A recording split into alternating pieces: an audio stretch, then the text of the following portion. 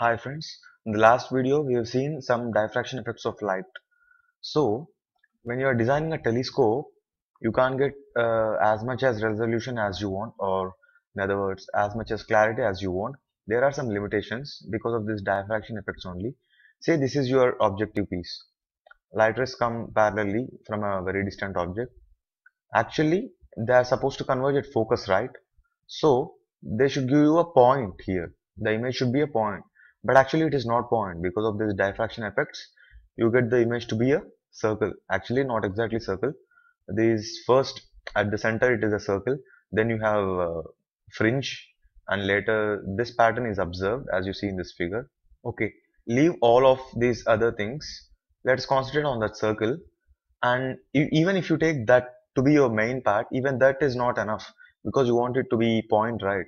So actually the radius of that circle r0 is given by 0.61 times wavelength into focal length of that lens by a, where a is the radius, say, if 2a will be the diameter of this lens. So what does this mean? If you want it to be a point exactly, your a should be infinity or what? That's not possible, right? So getting an exact point is not possible. Actually, there's nothing called as exactly point in this entire universe, and there is nothing completely planar also, and there is nothing completely sharp also. Say, what is sharp for you? Say a knife or a needle. That is sharp for you, not for a microbe. So it is a game of relative rules. In other words, I can say this is a straight line, right? Actually, it is not. It is a rectangle because it has some thickness. But even then, we are considering it to be a straight line because length is very, very greater when compared to the thickness, right? So it can be compared as a straight line for us under some limitations. Similarly, if your circle, which you get finally, that spot, if it is small enough under some limitations, say, and you decide that radius to be smaller than some value which you are comfortable with, then you can consider that to be a point. So what can I say from here? Say r0 is 0.61 lambda f by a, right? Typical values of wavelength can be 500 nanometers, that is 0.5 micrometers, and focal length, say it is 20 centimeters f, and say a is 5 centimeters. That is very typical, right? If I put these typical values, I get my r0 to be 1.2 micrometer. So a circle of such a small radius can very comfortably be considered to be a point. And this is how limits or the resolution limits are set for telescope or for any optical instrument for that matter. And since the rays are coming parallelly, the angle subtended by the object will be delta theta is equal to 0.61 lambda by a. We discussed this before. We just divided the what this one with f. So note one thing, if you increase the a, then your theta is going to, or delta theta, that is angle subtended by the object, is going to reduce, right? And that is what we want, because if we are seeing very very far away objects from a telescope, they subtend a very less angle. So more the a, less will be the angle subtended by the object, so we can see smaller or far away objects. So if you want to increase the power of telescope, just you have to increase the uh, diameter of that lens, and that is why you remember that figure. In a telescope, the objective was much more larger than the eyepiece, and it even makes sense, right? Because if the aperture is large, what can happen, much light can enter, and so we can have much information or clarity about the object. So as seen before, the light rays, if they don't exactly converge to a point, it means that ray optics holds on an assumption. That is, if you allow light to pass through a slit, say, then you know that some diffraction takes place, and finally you are going to get a increase in that width.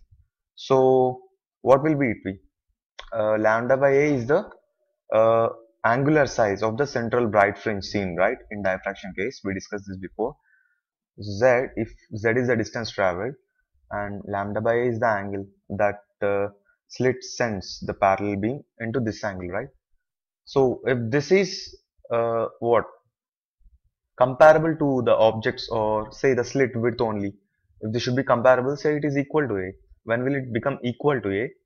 It becomes equal to a after traveling a distance of a square by lambda. That is why you don't see diffraction effects very commonly in light, because the wavelength of light is very, very small, right? So you will see after traveling ZF distance, this distance is known as Fresnel distance, and it is a square by lambda, right? Let's put some typical values. Say the width of the slit is 3 millimeters. Now, a typical value of lambda can be 500 nanometers, right? Just put that 3 into 10 power minus 3 whole square by 5 into 10 power minus 7.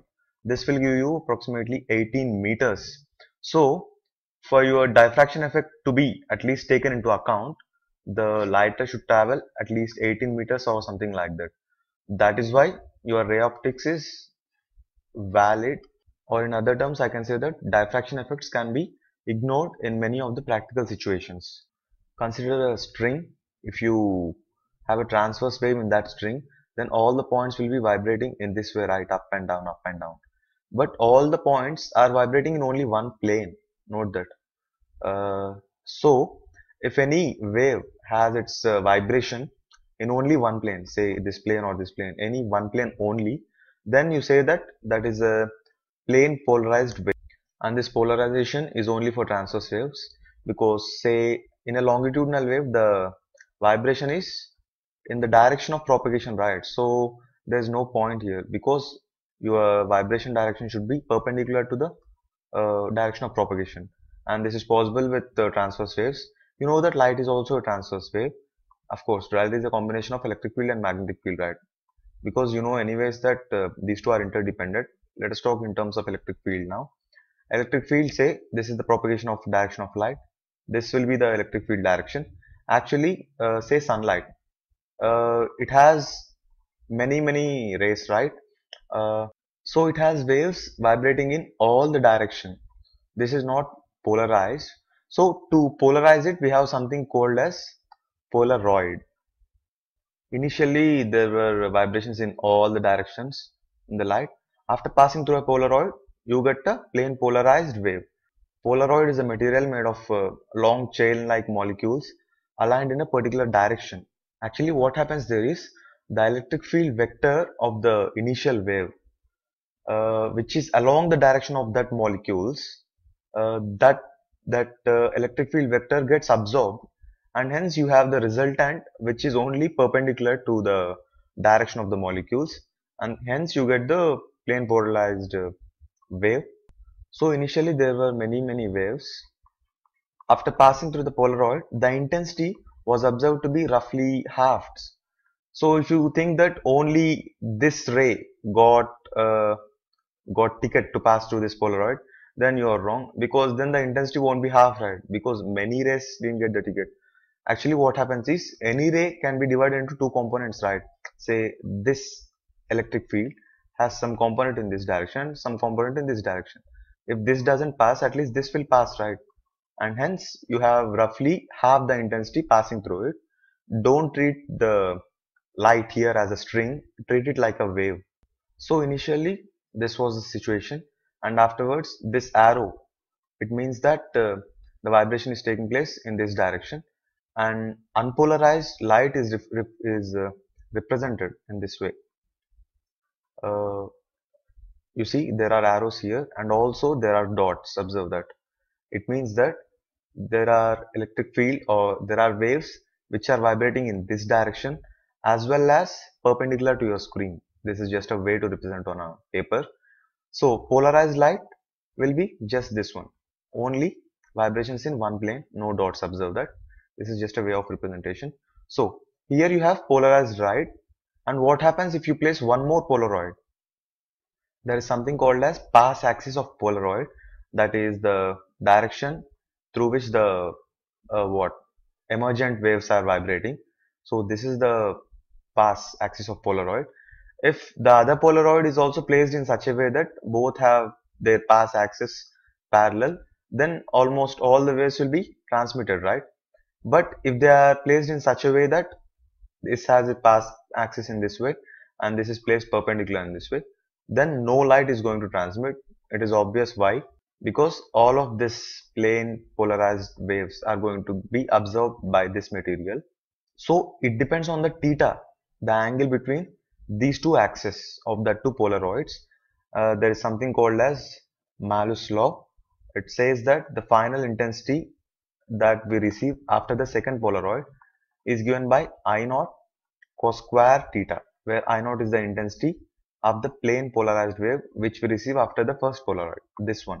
This is I naught here, and this is the theta, the angle between two axes. Then this equation will give you the what final intensity. This is known as MALUS, Malus law, and this is how you control intensity in sunglasses or window panes, etc. Consider this situation. Initially, I had unpolarized wave or light. First, I'll pass through a Polaroid. So, and then I'll place another Polaroid at some angle theta, say, and then I have another Polaroid here which is perpendicular to the first Polaroid. So these two are crossed, that is they're at 90 degrees, and the middle Polaroid is say at some angle theta with the first Polaroid. Then what happens? Here the intensity is I naught, say. By the time it comes here to this region, second region, what happens? By Malus law, it is the intensity is say I1 is given by I naught cos square theta, right? By the time it comes to the third region, what happens? The intensity is again, final intensity is given by again Malus law, but here you have to take I1 and cos square. What is the angle now between these two axes? It will be 90 minus theta, right? Cos square. So I can write this as uh, is equal to I naught cos square theta, cos square 90 minus theta. So my IF is I naught cos square theta sin square theta, multiplying and dividing by 4. I can write the same thing as IF is equal to I naught by 4. 2 sin theta cos theta is sin 2 theta. So sin 2 theta. So sin square 2 theta. This will be maximum when 2 theta is 90. So my final intensity will be maximum for 2 theta is equal to 90. That's nothing but if theta is pi by 4. You know that some part of light will get reflected and some part of it will get refracted when it falls on a transparent medium, right? For some random angle, of incidence, then okay, this was unpolarized and finally this will also be unpolarized and this will also be unpolarized, but there will be one angle of incidence, say it is IB. For that, what happens? The reflected ray is going to be polarized. That angle of incidence is known as Brewster's angle. Actually, the condition is the angle between the reflected way and refracted way. This two should be 90. That is the condition. So I know that if this is I, this is also going to be I by laws of reflection. And if this is R, what can I say? Since this is 90, my IB plus IR is also going to be 90. IB plus R is going to be 90. But I have Snell's law here. Sin IB by sin R is what? Is my refractive index of the medium. But R can be written as 90 minus IB, right? So from this I can say that sin IB by sin 90 minus IB, that's nothing but cos IB, is equal to refractive index. So my tan IB, Brewster's angle, is equal to the refractive index of that medium. This is known as Brewster's law. And that's it for now. Keep watching. Bye.